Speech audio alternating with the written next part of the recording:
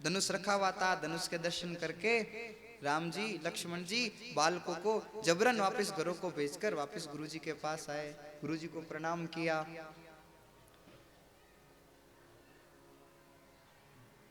पूजा के लिए पुष्प चाहिए थे।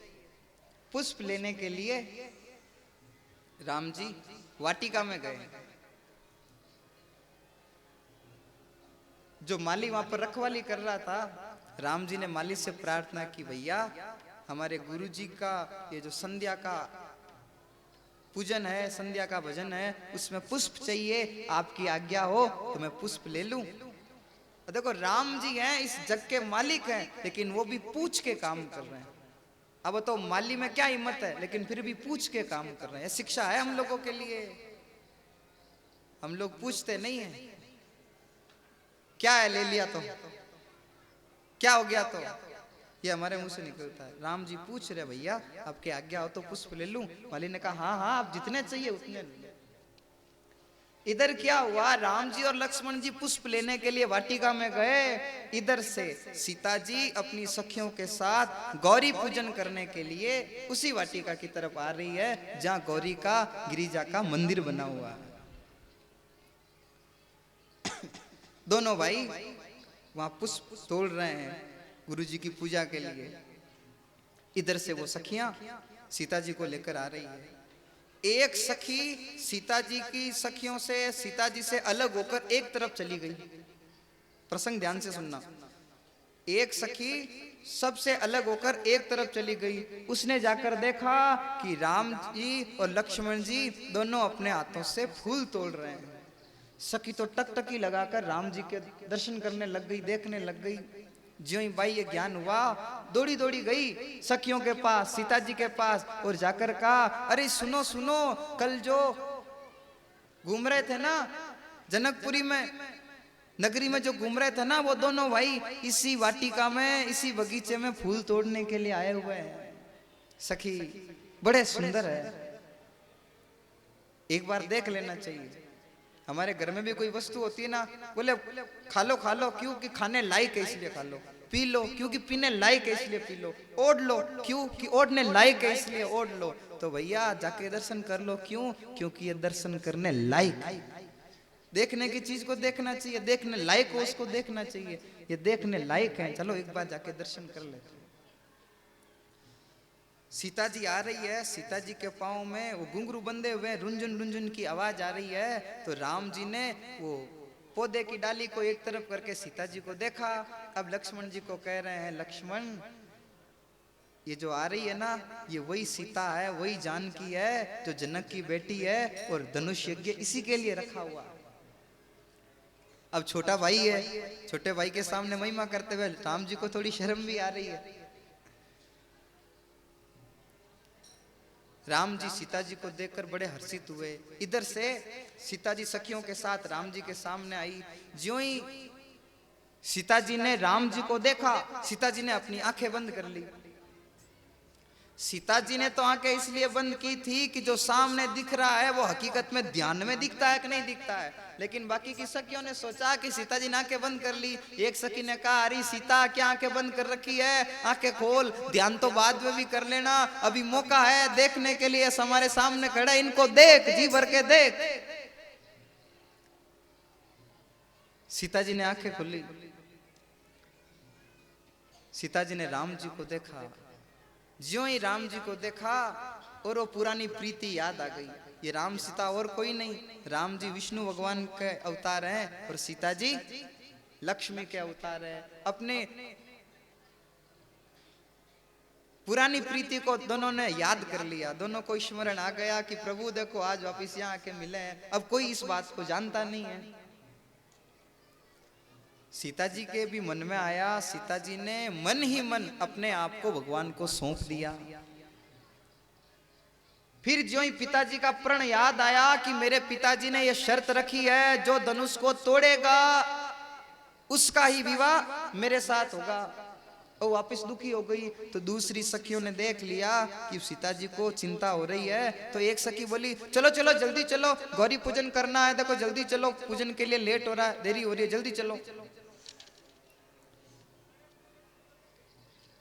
अब पूजन के लिए जा रहे हैं। एक सखी जोर से बोली कि चलो चलो जल्दी चलो, कल इस समय फिर आ जाएंगे। अब वो जोर से क्यों बोली?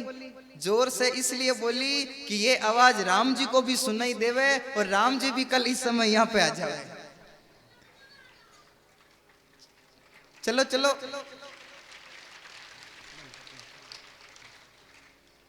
कल फिर आएंगे, कल फिर आएंगे, ऐसा करके वहां से चली। अब गौरी पूजन करने के लिए मंदिर में गई है।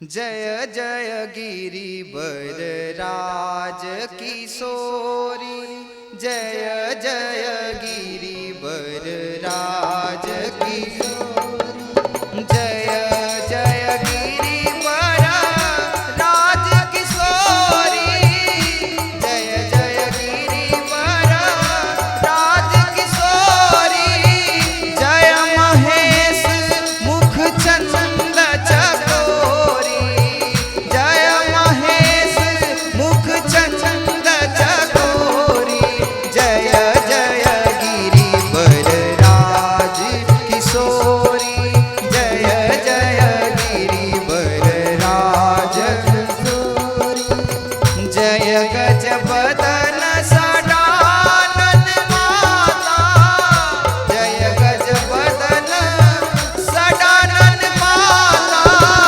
जगत जननी दामनी स्तुति गाता, जगत जननी दामनी स्तुति गाता, श्री राम जय राम जय जय राम, श्री राम जय राम जय जय राम। सीता जी गौरी पूजने के लिए गई है। अब शरीर से तो आरती उतार रही है, लेकिन मन तो राम जी में लगा हुआ है। अब देखो सीता जी गौरी पूजने के लिए मंदिर में गई तो वहां कुछ घटनाएं घटी, ध्यान देके सुनना। विनय प्रेम बस वही भवानी। सबसे पहले जब सीता जी ने आरती उतारी तो वो भवानी है, वो सीता जी के प्रेम के अधीन हो गई। फिर खसी माल मूर्ति मुस्कानी, देवी के गले में जो माला पहनी हुई थी वो माला खिसक गई। फिर सादर सिंह प्रसाद उसी रे धरे, सीता जी ने प्रसाद रूप में उसको धारण कर लिया। बोली गोरी हर्ष ही भरे। अब वो मूर्ति बोलने लगी। अब देखो हम सब भी मंदिर में जाते हैं ना, आप सब भी जाते हो ना। अरे आरती का समय हो रहा है, अब तो बोल दो।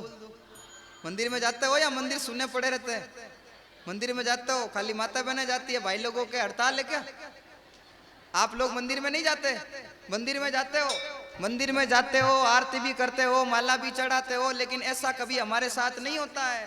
कोई कहता है मूर्ति भी कभी मुस्कुराती है, मूर्ति भी कभी बोलती है। अरे हाँ, मूर्ति भी मुस्कुराती है, मूर्ति भी बोलती है। देखो सीता जी गई तो मूर्ति मुस्कुराई, सीता जी के प्रेम में भवानी भी वश में हो गई, मूर्ति भी बोलने लगी। अरे हम लोगों का तो ऐसा किस्मत है, बता दूं, आपके घर वाले भी आपके सीधे मुंह बात नहीं करते, आपका पड़ोसी आपसे प्रेम से बात नहीं करता, आपके रिश्तेदार आपसे बात नहीं करते, तो भगवान क्या खाक बात करेंगे? हम उससे बात करते हैं जो बात करने लायक होता है। हम भगवान से बात करने लायक ही नहीं तो भगवान हमसे क्या बात करेंगे? घर में तो हमारे से प्रेम होता नहीं है, घर वालों से प्रेम होता नहीं है, घर वालों को हम राजी रख नहीं पाते। घर में ये 5-6 मेंबर है, इनके साथ आप प्रेम से रह नहीं पाते, तो दुनिया के मालिक को क्या आप प्रेम से रिझा पाओगे?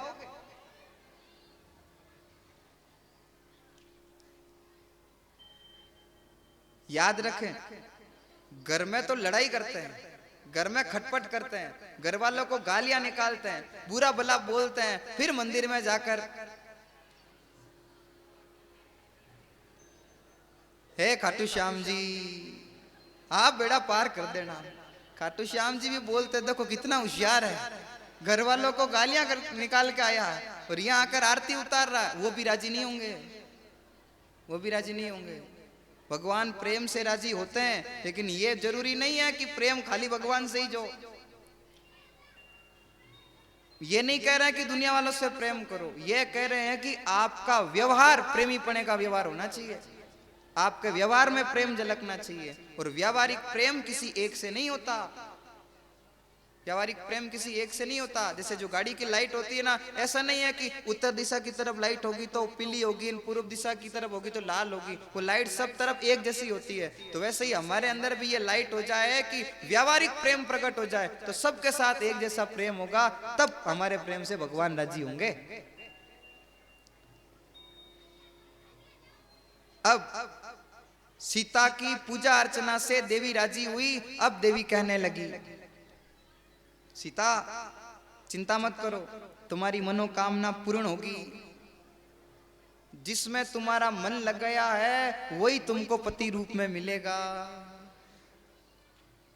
मनु जाहि राचेहु मिलहि सोवरु, सहज सुंदर सावरो, करुणा निधान सुजान सीलु, सनेहु जानत रावरो।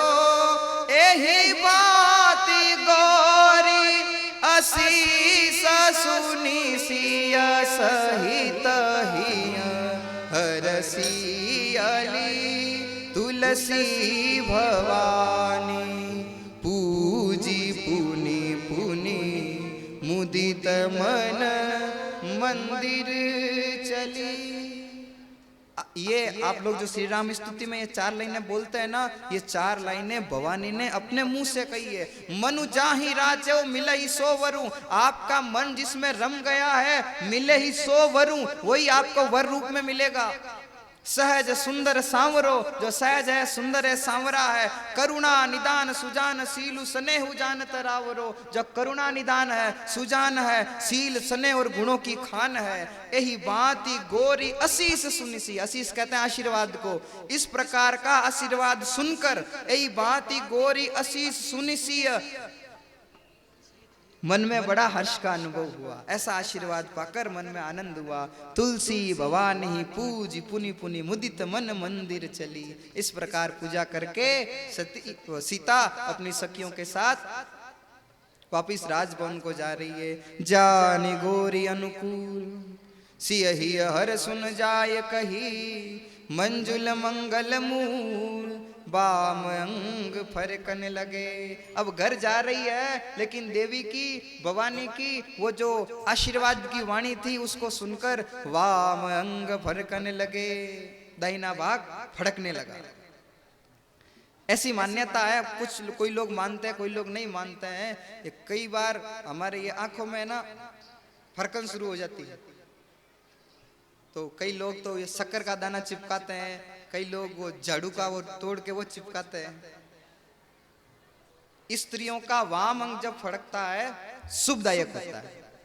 ये हम नहीं कह रहे, ये शास्त्र बता रहा है। सीता जी के वाम अंग फरकन लगे। आप हमेशा स्तुति करते हो राम स्तुति। वाम अंग फरकने लगे, दाहिना भाग फरकने लगा, अर्थात सीता जी के मन की जो इच्छा है वो इच्छा पूरी होने वाली है। अब सखियों ने राम जी को जाते जाते क्या कहा? वापस कल आएंगे, ऐसे ही कहा ना? जोर से बोली, क्या बोली थी? जोर से तो बोलो, कब आएंगे? 1 बजे। आज के पावन प्रसंग को यही पे खाटू श्याम जी के चरणों में अर्पित करते हुए अब देखो आपको निमंत्रण दे देता हूँ। हमारे यहाँ तो ऐसा ही निमंत्रण है। आप लोग शादियों में तो जाते हो या नियम ले रखा नहीं जाने का? जाते हो ना? कल हमारे यहाँ ठाकुर जी का सीता जी के साथ विवाह है। आप सबको विवाह में पधारना है। निमंत्रण स्वीकार है? सबको स्वीकार है? एक बार दोनों हाथ खड़े करो, हमको भी तो तैयारियां करनी पड़ेगी ना।